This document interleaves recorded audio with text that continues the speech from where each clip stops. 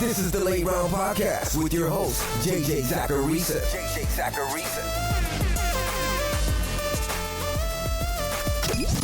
What's up, everyone? It's JJ Zacharisa, the editor-in-chief at FanDuel and at numberfire.com, and this is episode 325 of the Late Round Podcast, one of the many shows that are part of the FanDuel Podcast Network. Thanks for tuning in. Before digging into this week's trends, don't forget to go to FanDuel and enter this week's Thursday night special. Pick players from the Cowboys and Bears, make a lineup, enter for $9, and have a chance to win a share of a $750,000 prize pool, including a $150,000 first place prize. For more details, visit FanDuel.com or download the FanDuel app today. Eligibility restrictions apply. Trend 1 today is that from weeks 9 through 11, Jamison Crowder ranked as the wide receiver 10, 11, and 13 in weekly wide receiver scoring. He was crushing it in fantasy football. But over the last 2 weeks, he's been wide receiver 71 and wide receiver 89. His target share during that 3-game stretch was 25.3%, and it's been about 18% over his last 2 games. Meanwhile, we're seeing Robbie Anderson do the reverse with 2 top 20 performances in a row and a target share north of 20%. That's over his last 2 games. During that great Jamison Crowder stretch, Anderson had a target share of 11%. So basically what I'm saying here is that Jamison Crowder isn't the reliable fantasy asset that we thought he might end up being. And with matchups against Baltimore and Pittsburgh in weeks 15 and 16, he's going to be tough to trust in the playoffs. He's okay this week against Miami as more of a wide receiver 3 or a wide receiver 4 type play though. Another good example of teammates hurting each other's production is with the Green Bay Packers backfield. Over the last 4 weeks, Aaron Jones has been the RB45, the RB3, the RB48, and the RB43. He's been pretty bad from a fantasy perspective. Meanwhile, Jamal Williams' running back finishes over this stretch are 12, 35, 12, and 29. He's been better than Aaron Jones, way better than Aaron Jones, in 3 of their last 4 games. And since Jamal Williams returned from his concussion that he had against Philly in week 4, he's averaged 14.9 points per game. During that same stretch, Aaron Jones has averaged 15.7 points per game, but that's with a 41.6 point outing, which is really skewing these numbers. He's scored single-digit fantasy points. He's scored 8 or fewer points in 4 of his last 7 games. Jones should still be started moving forward, but the threat of Jamal Williams is very, very real. And I think the fantasy world is sort of undervaluing Williams and overvaluing Jones. Or at the very least, they're not putting them as close together as they should. So I was into Jared Goff last week because of his splits against good defenses and bad defenses. And obviously against a bad defense, he did well again this past week. But the splits are legitimately insane, so I wanted to bring it up on today's show. Goff has now played 5 opponents who rank in the top 10 in schedule-adjusted fantasy points allowed to the quarterback position. So 5 matchups against top 10 defenses. In those games, he's ranked no better than QB 26 in weekly scoring, and he's failed to hit 10 fantasy points in a single contest. He's averaging 4.8 fantasy points per game in that split and 178 yards per game. Now, obviously, that means Goff has played 7 games against bad defenses. He's played 7 against defenses that rank 16th or worse in adjusted fantasy points allowed. In those games, he's averaged 20.7 fantasy points per game, so an increase of 16 points per game. And he's averaging 361 passing yards in those contests. Upcoming for the Rams are the Seahawks, Cowboys, and 49ers. Seattle's 18th in adjusted points allowed, so that's a borderline start. But Dallas is 11th and San Francisco is 2nd. So Goff is probably going to be a tough quarterback to trust in the fantasy playoffs. But I think that you can at least make the argument that against Seattle and Dallas, he won't be that bad of a play. But definitely not against the 49ers.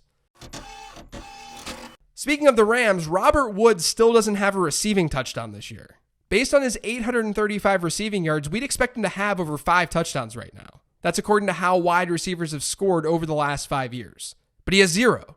And get this, there have only been 4 NFL seasons where a player had 800 or more receiving yards without a receiving touchdown. And the highest number of receiving yards without a touchdown, that happened all the way back in 1991. Al Toon had 963 yards without a score. So Robert Woods is pacing towards history right now. Trend 5 is that Dak Prescott has thrown it 15 or more air yards on just 10% of his throws over the last 2 weeks. He had averaged a deep ball attempt on double that number heading into week 12, which is when this trend started. This more than likely has to do with matchups against New England and Buffalo.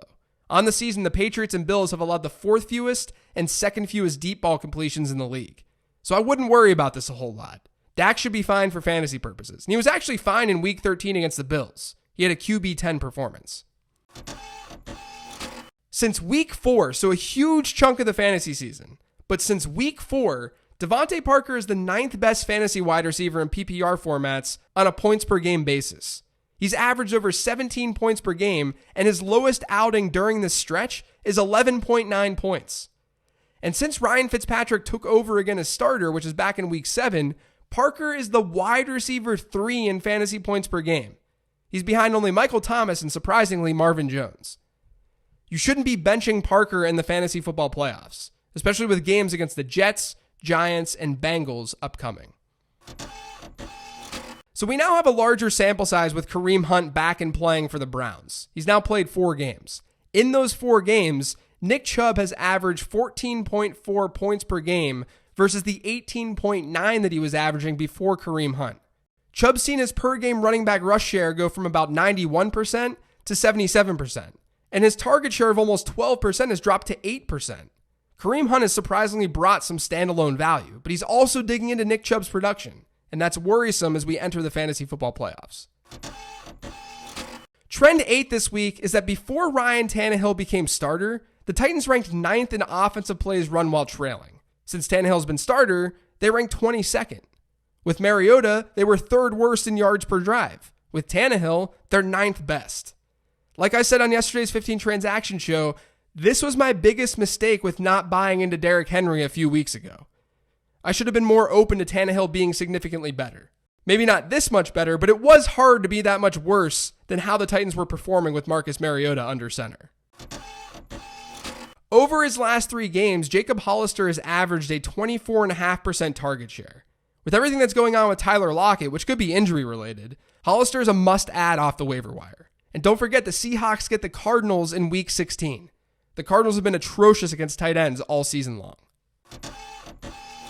So the final trend this week is about something that I had brought up on the show before with the Broncos offense. With Joe Flacco, they were heavily utilizing both of their running backs in the passing game. With Brandon Allen, those numbers dropped. But on Sunday, we saw both Phillip Lindsay and Royce Freeman utilized a lot as receivers. And on Sunday, Drew Lock got his first start. But Phillip Lindsay had 3 targets and Royce Freeman had 4. And that accounted for about 12 and 15% of the team's targets. The highest target share that either of them had seen since the Flacco injury was 12.5%. And they had only seen a target share above 6% once. So essentially, if Lindsay gets more looks in the passing game, he could really come through in the fantasy playoffs, given the Denver Broncos' soft schedule. That's going to do it for today's show, though. Thanks to all of you for listening. If you've yet to subscribe to the Late Round Podcast, make sure you are by searching for it pretty much anywhere podcasts can be found. And don't forget to follow me on Twitter @LateRoundQB. Thanks, everyone. Be back tomorrow with the weekly matchup show.